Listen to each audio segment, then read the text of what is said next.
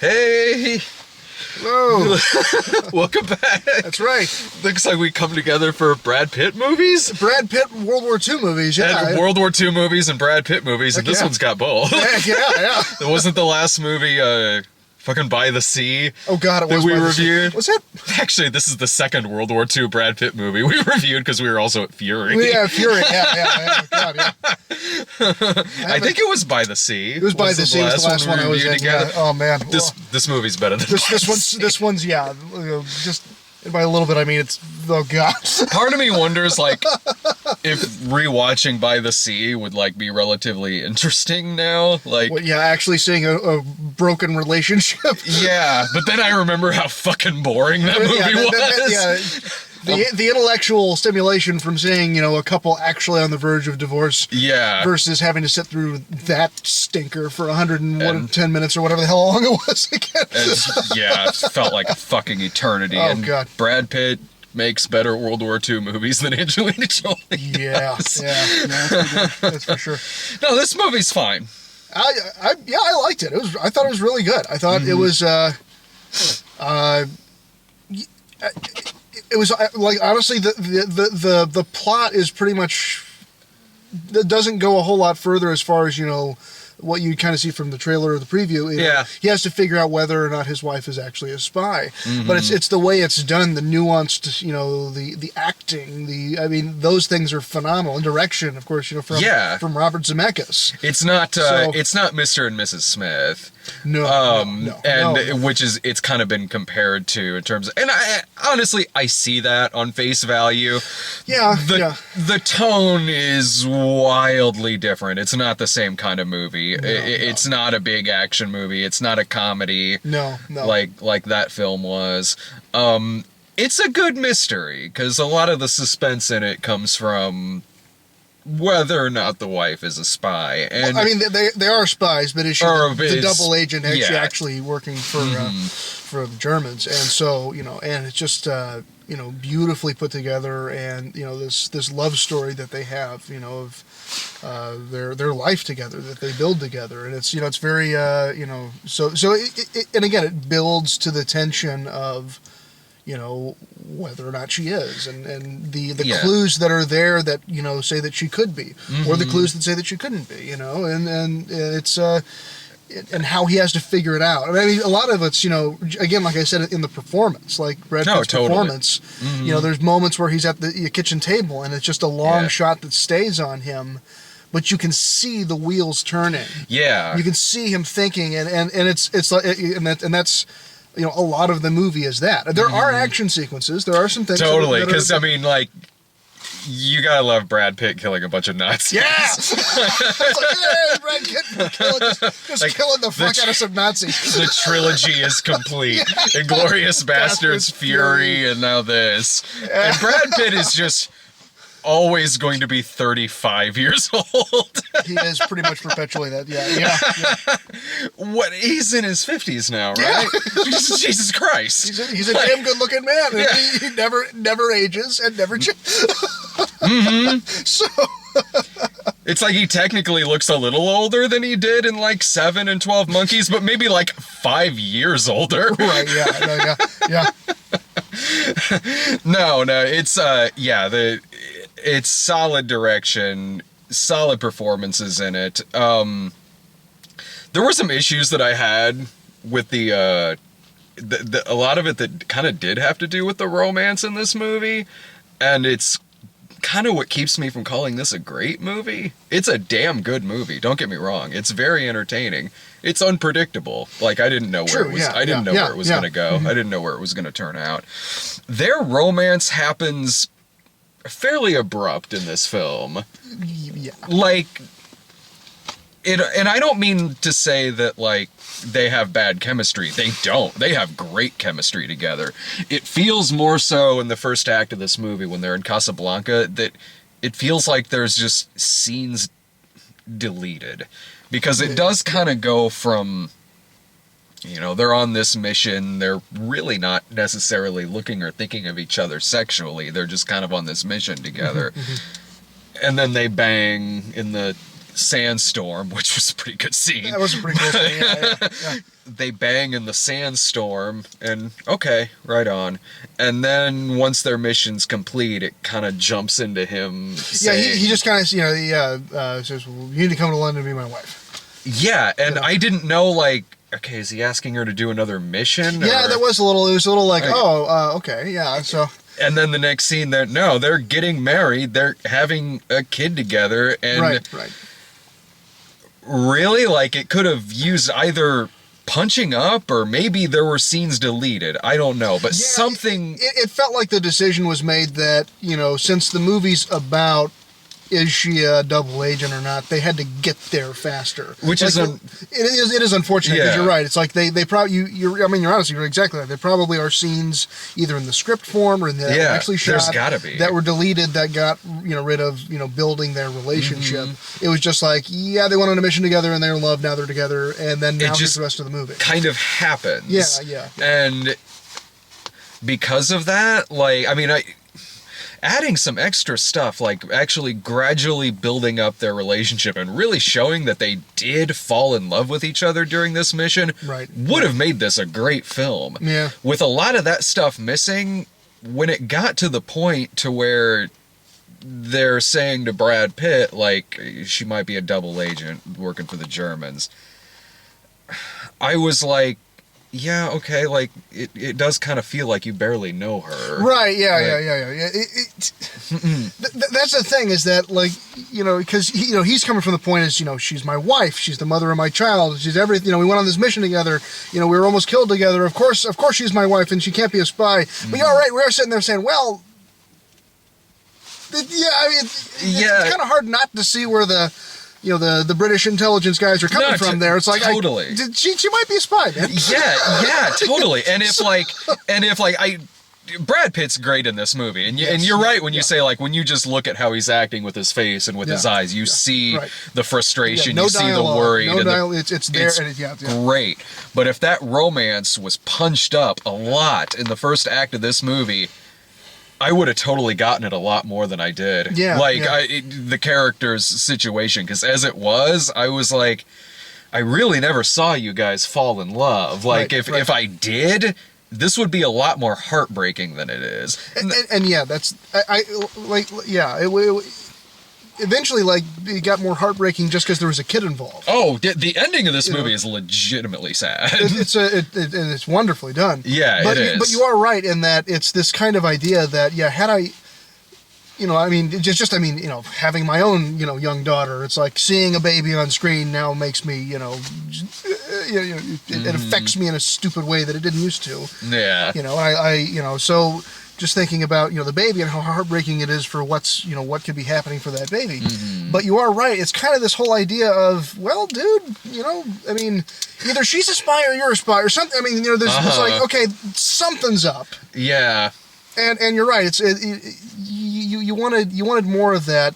Like, you just be as in love with her as much as he is. Yeah. So that way, as he's going through this heart-wrenching, trying to get evidence, but then somebody gets killed, and then he can't, he loses his evidence. The poor guy. Yeah, although, in the scene where he was talking to the blind guy, and he shows the picture, and the guy's like, my retina's detached, I had one eye blown out, I only see, like, white.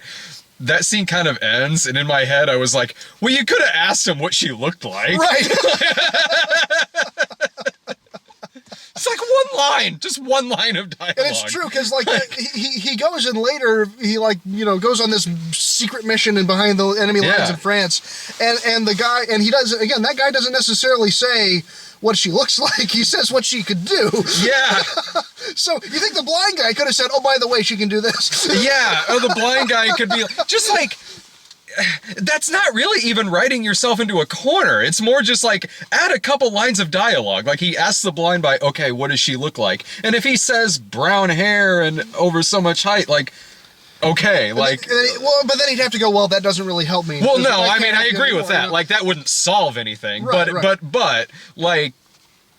I think that's what anyone would do in that situation. They would ask the guy, like, what does the girl look like? I know you can't see this picture, but what does the girl look like? You gotta remember what you look like. You gotta remember if you this or that, so...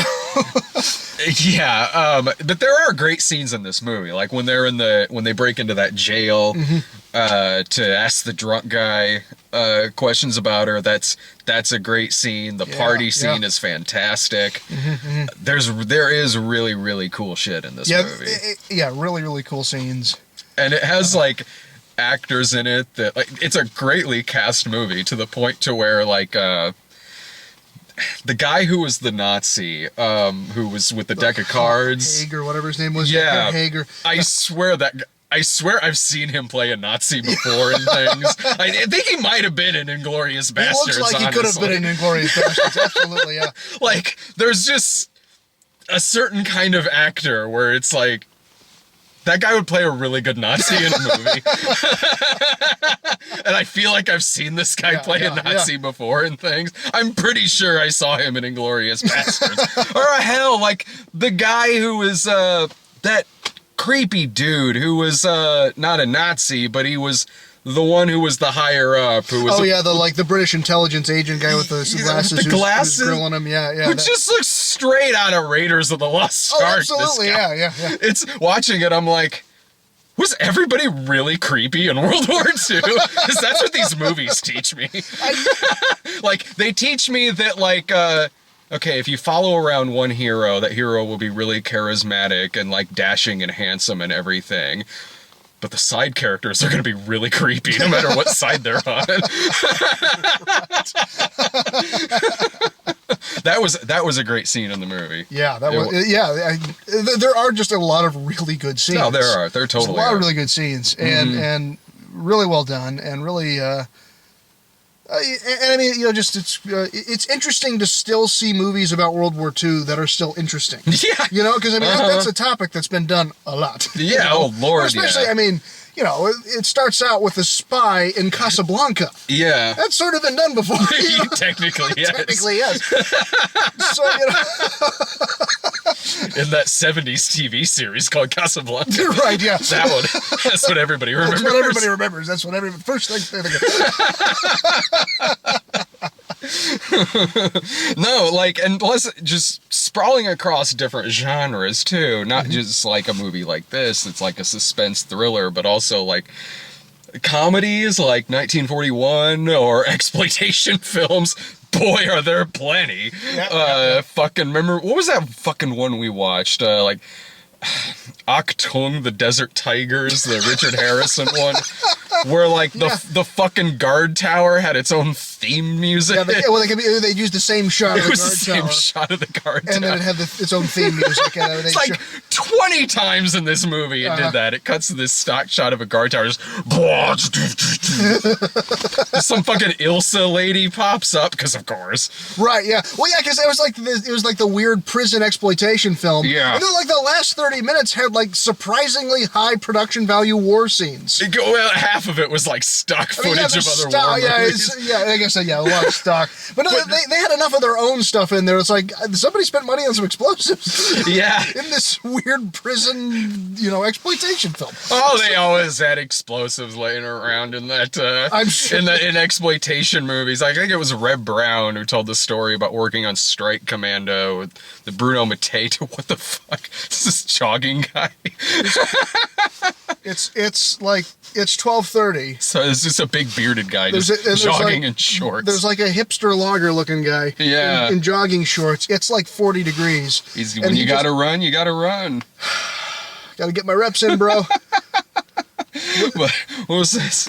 Oh, what the hell are we talking about? The Strike Commando. When right, how could I forget Strike Commando? Oh, God. Like Red Brown one point was talking about like how I think they were supposed to shoot in a boat and then it just blew up or something, and then the director was like, "Well, that's crazy, boy. Hope we got that on film."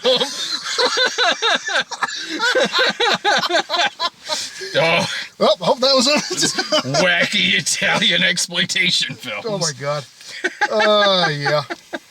Hell, Hell, even the Brad Pitt World War II movies have different tones to them too. This has a wildly different tone than Inglourious Basterds. Or even Fury. I mean, Fury, which is more of an action movie. Yeah, an intense, like, raw, gritty action movie. And then you got Inglourious Basterds, which is more like an exploitation film. Yeah.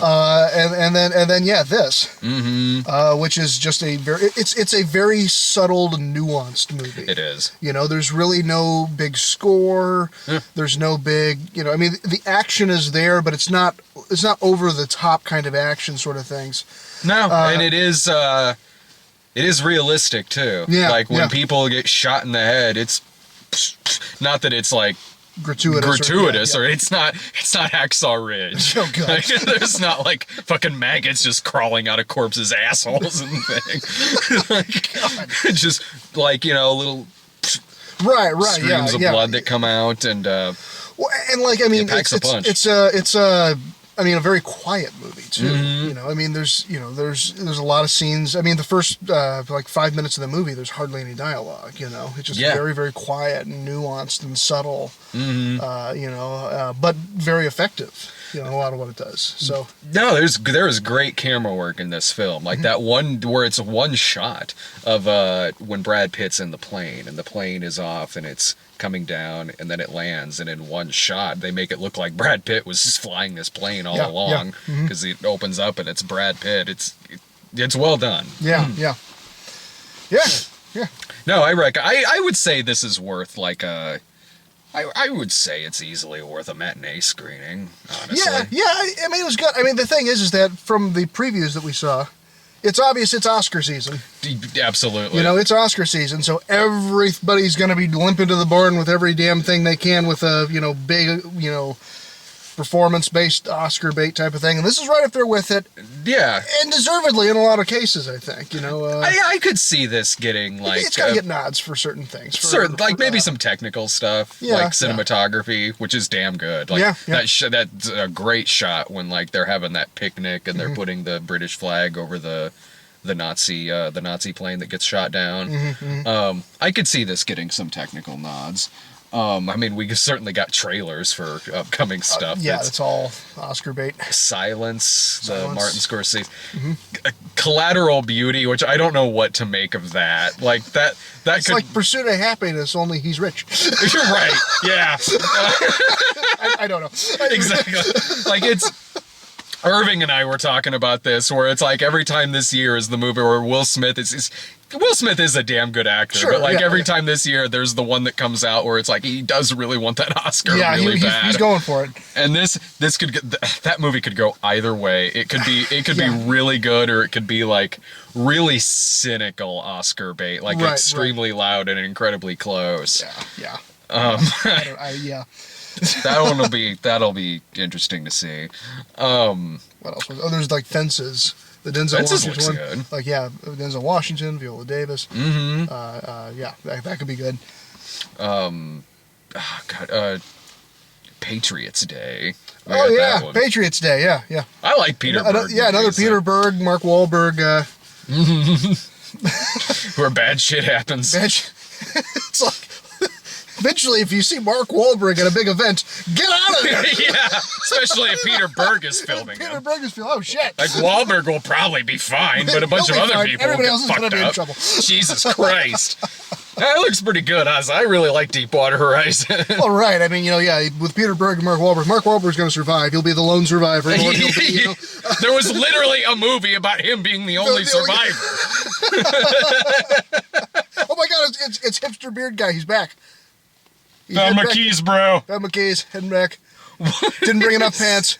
Yeah, he's got like the long sleeve shirt, like the knit hat and gloves, and no pants. Like he's got like shorts. Fuck, like what? I mean, I went back and where the hell did he come from? The Freddy's restaurant. The Freddy's or something. Like what hipster commune is somewhere out in this cornfield? I stepped outside earlier in like my track pants and a t-shirt and my flannel to just walk a couple blocks to a mailbox. Instantly went back inside because I was like, it's a little brisk out here.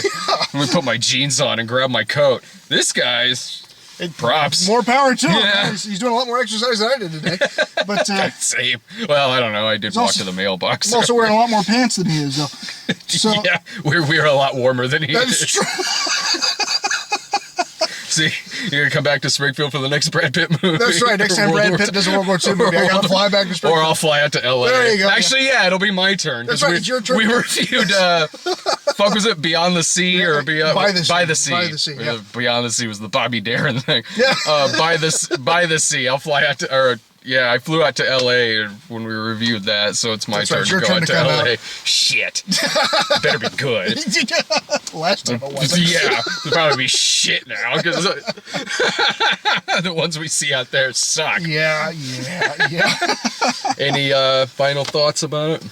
Final thoughts. It's interesting, to see, kind of a spy thriller that was done to be very, the spy thriller done, very nuanced and this, kind of exploring this idea of, family and love and, and not done in like a mystery. Oh God! Oh God!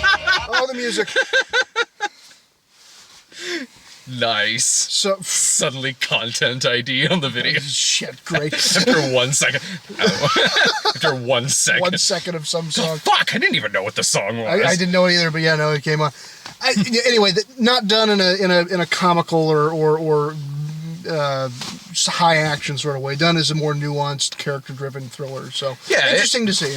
Yeah, it has modern day special effects in it, but the pacing and the tone of it was certainly more like a early mid '90s like suspense thriller, period suspense thriller. Yeah. It's an entertaining movie. It's suspenseful. It's well acted. I thought it could have been punched up a little bit more, but as it is, it's perfectly fine for like a matinee. Or honestly, even if you paid more than that, you won't.